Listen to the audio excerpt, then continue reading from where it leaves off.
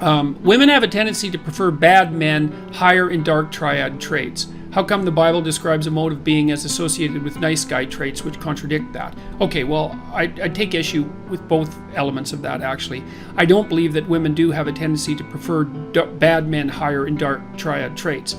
They may have a tendency to be more erotically attracted to men who are capable of manifesting dominance and aggression. I think the evidence for that is relatively clear, and I don't think the Bible at all describes a mode of being as associated with nice guy traits. I don't know, that may be how it's classically taught, for example, because Christ is often presented, especially in more simple-minded variants, and I'm not being pejorative about that precisely, as the ultimate in nice guys, but I don't think that that's true at all.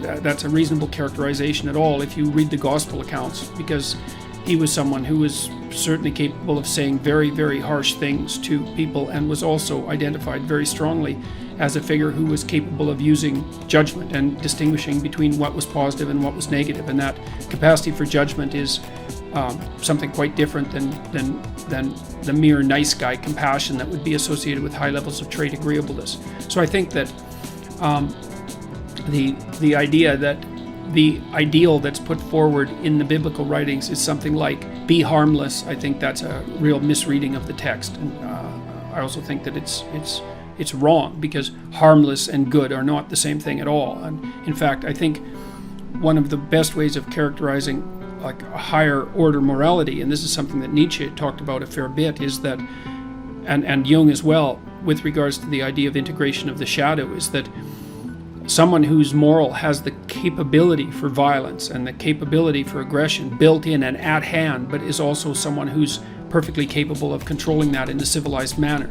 And I think that, I'm speaking off the cuff here, obviously, but I think that the attraction that some women have for the sort of men who are more likely to misbehave, to act in a delinquent manner and so forth, is partly their desire to be associated with men who have the capacity for aggression. Now, the best of all possible worlds is when that capacity for aggression is civilized and held under control.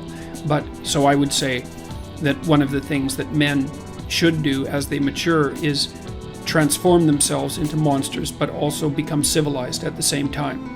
And that's exactly what you see in stories like Beauty and the Beast, where the ideal man starts out as a beast and ends up civilized. He doesn't start out as a milksop, wimp sort of character who poses no threat to anyone and then becomes the hero. That isn't how it works, although there are stories of that kind of development.